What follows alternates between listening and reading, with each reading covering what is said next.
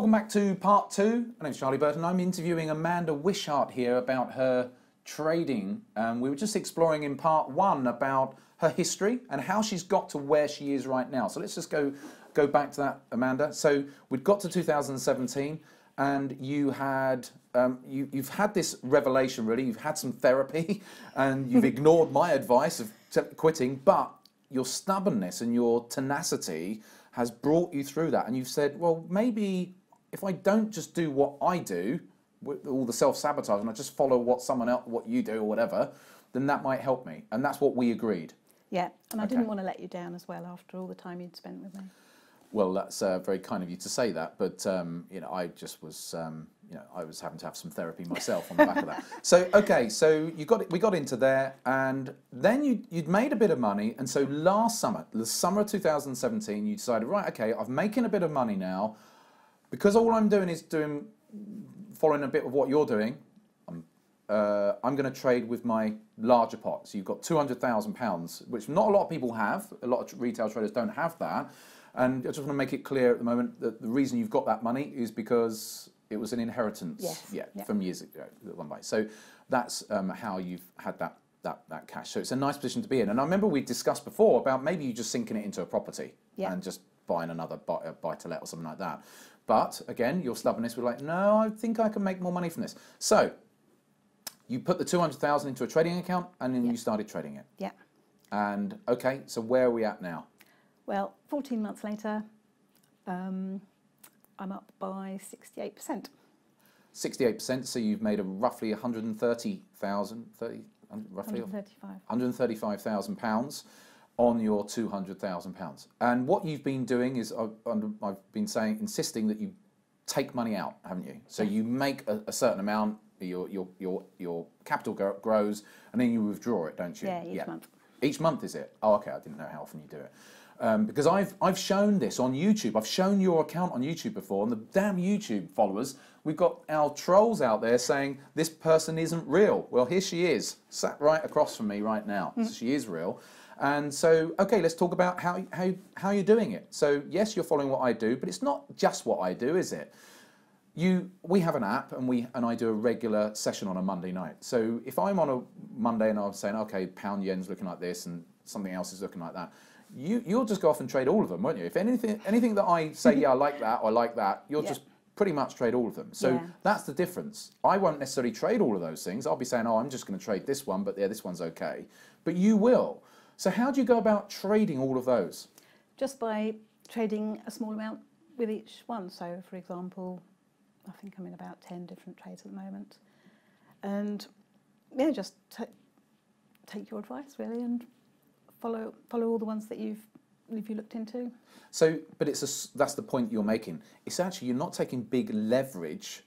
It's just that you're taking small trades. You've got a £200,000 account, and I know that you'll only put 2 lots on, really, and then you split that down into half lot increments anyway. So you might only put 2 lots in total on a single trade. Yeah? Yeah. Right, okay. But it's just the fact that you have a number running. And the other thing for you is that you leave your positions to run, don't you? Yeah. So, yeah. I look at your big picture view and maybe leave them running, leave part of the trade running longer. What's just happened with this Aussie dollar that you've been short on for months? How much have you... I went short at the end of January. End of January? Yeah. Yeah. Added in each time it retraced. Yeah. Closed out all the add-ins just last week and kept the last little half a lot, I think, going. Okay. And that's currently up about 45 to 1. 45 to 1 risk to reward. Yeah. Oh, yeah. And so your average risk to reward is about, funny enough, is about 3 to 1, though, isn't it? Yeah. Your average. So if you've got a 45 to 1 there, risk to reward, how come your average is 3 to 1? Why is that? Well, I still have about a lot more losers than winners. So. Oh yeah. So what's your win rate? 37% at the moment. Okay. Again, just goes to show you. 37% win rate, and yet it's this thing that you said this earlier on in the interview about this desire to be right. Yeah. But you've overcome that, and you're comfortable now, aren't you, with that sort of win rate? And it's a lot easier with a bigger account, I think, to keep trades running. Yes, yeah. So you're getting these bigger risk reward ratio trades. You still have plenty of losers, which brings the But and I guess your risk to reward, is you still have your larger losses as well when they do happen. Yeah. But it's all managed from when I do periodically go and have a look at your account, then it seems to be managed all right. Yeah, try not to lose more than 1%. Okay, maximum. right, fine, okay, good. So what else do we need to cover off here? Your overall trading style. What is it you're trying to do? Trying to just maybe get have an average of 5% a month, or up to 5% a month. That would be ample, really. Yeah, as an average, but that doesn't happen every month, does No. it? Let's be honest. I mean, you said to me that you had a drawdown period. Was it late 2017 into early part of 2018? Yeah, 3 to 4 months. 3 to 4 months where you just didn't make any money. You were underwater and then it came back out again. Yeah. So again, even within that time, you've still had a drawdown period. Yeah. Which is perfectly natural and something to expect. Okay, so. How did you cope with that? I mean, that drawdown was it 9%, I think you said to me? About 9%. Right, okay. So you were 9% down and then it just came back for you. You just have to have that belief and you're okay with that now? Yes. Yeah, okay. So yes, 5% a month, but that's more of an average to get to like a yearly return of, let's say, 50% a year, rather than trying to make 5% every month. Yeah? Yeah, just following the trades and see what happens. Don't try and concentrate on the money, try and concentrate on the trades. Okay. Yeah. Well, actually, let's go through that. What advice would you give to any newer trader out there, having been through a roller coaster ride over the last, let's say, 5 or 6 years? What advice would you give to a newer trader out there? What few pieces of advice would you give? I'd say expect it to take a lot longer than you think, and also get used to losing. Try and get comfortable with losing. Yeah. And find a good mentor and don't give up. I think that's the big one, isn't it? Yeah. Don't give up. I mean, for me to say to you, like I said, you should quit. Now, I just thought, I don't think this lady's ever going to make it. I need to tell her to stop.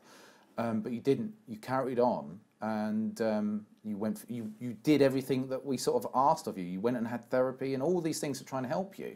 And you got there in the end. So, very well done to you on that. And I think we're going to have a lot of people who are going to be very interested in this because of the amounts that we're talking about.